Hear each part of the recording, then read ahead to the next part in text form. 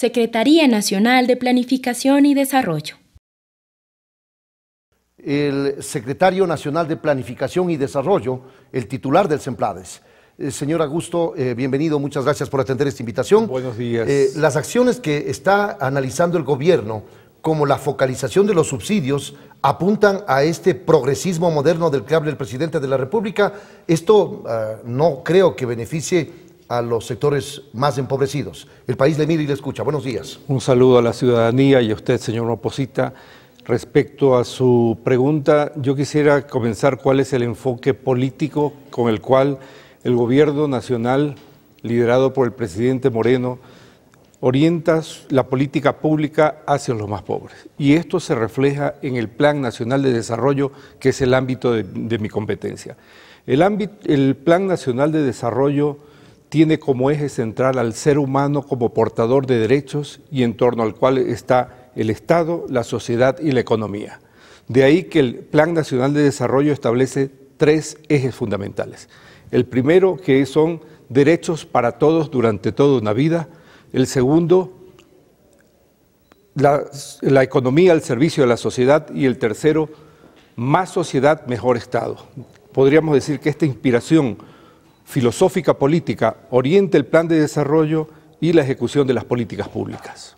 Ahora, se preguntan muchos cómo entender que va a favorecer a los más pobres si le da incentivos tributarios, le condona intereses, multas y recargos al sector productivo, al sector empresarial y pretende focalizar subsidios, que es lo que está analizando ahora mismo el Ministerio de Economía y Finanzas con el Ministerio de Hidrocarburos. Aquí mismo el ministro de Hidrocarburos ha dicho que es uno de los puntos que al momento necesita el Estado ecuatoriano, es decir, eliminar o focalizar los subsidios. Señor Oposita, el ejercicio de gobierno implica tomar en cuenta muchas variables y no necesariamente el qué, que es importante, sino para qué y para quiénes.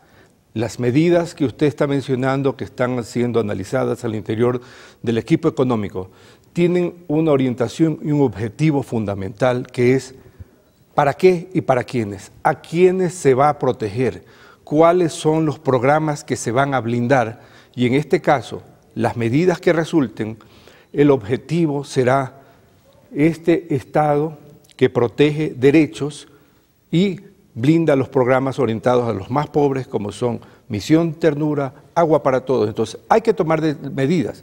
El gobierno del presidente Moreno se ha caracterizado por ser un gobierno que toma decisiones. Lo importante es para qué y para quiénes van. Y ahí sí yo quisiera entrar en el motivo central que fui convocado, que fue el tema del examen especial que el país rindió ante Naciones Unidas como un compromiso público con una agenda global como es la Agenda 2030.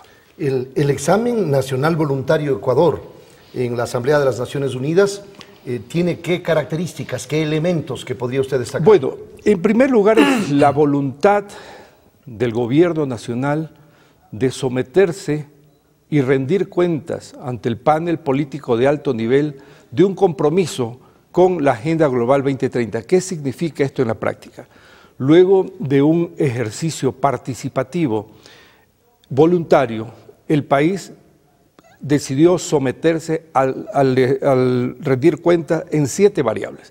7 variables que son pobreza, agua, energía, hábitat, producción, ecosistemas y alianzas para el desarrollo. ¿Es la primera vez que lo hace? Es la primera vez. Es la primera vez.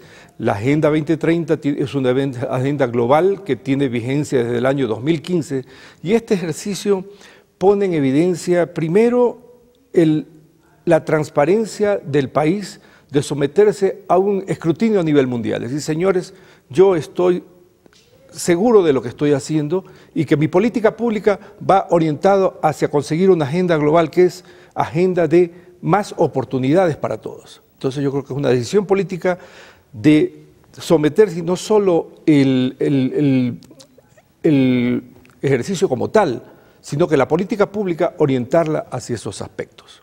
¿Por qué hacerlo en esta oportunidad? ¿Acaso porque está presidiendo una ecuatoriana la Asamblea General de las Naciones Unidas? Creo que eso es un tema circunstancial, porque la participación en el foro político de alto nivel para este ejercicio del examen nacional voluntario es un proceso que se viene dando ya desde meses atrás.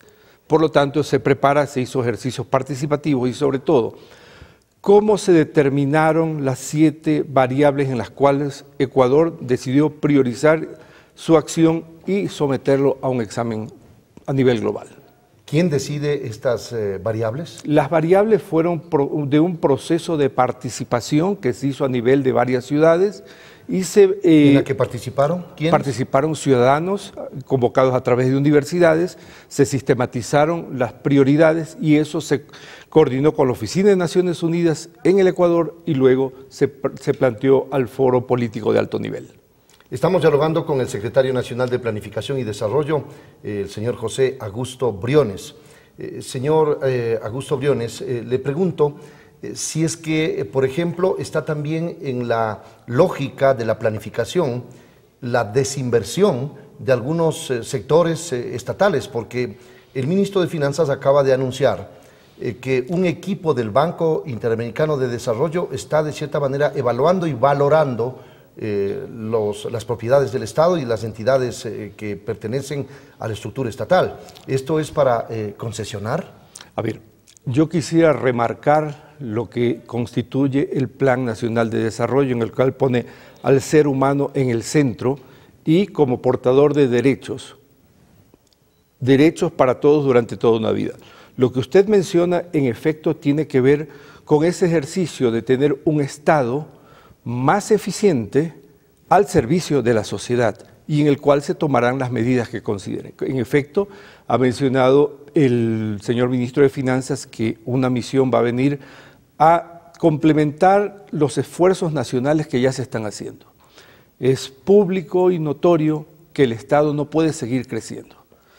Se han tomado medidas paralelas como es incorporar a un actor importante como es en el sector privado para que sea el motor de la economía también. Entonces, en ese sentido, serán necesarias y se tomarán las decisiones para que el tamaño del Estado sea el adecuado, sin descuidar a ese segmento para el cual están orientadas las políticas públicas, que son los ecuatorianos y ecuatorianas que menos tienen. ¿Desinversión, concesión o privatización? Son varias las modalidades. Yo descartaría el tema de privatizaciones. Aquí el Estado es el rector de la política pública y de los bienes nacionales. Hay varias modalidades y se verá cuál será la más conveniente. Yo no quisiera orientarme por una tal porque eso se derivará de los expertos y de los ámbitos encargados para el efecto, pero desde el punto de vista de la política pública es necesario optimizar el tamaño del Estado y tomar las medidas que sean necesarias. El tamaño del Estado como está no es sostenible. Está obeso. No es sostenible. Por lo tanto, hay que optimizarlo. Hay que dinamizar otros sectores para que puedan generar empleo sostenible y de calidad. Eso es la decisión del Gobierno Nacional.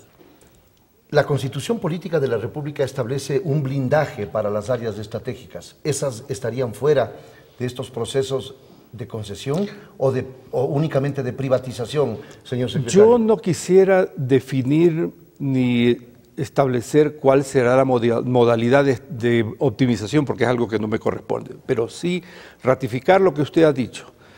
Además del blindaje constitucional y legal que se establece, la decisión política del presidente Moreno de preservar los servicios orientados hacia los que menos tienen. Las áreas estratégicas. Áreas estratégicas y principalmente lo relacionado a educación y salud para los que menos tienen.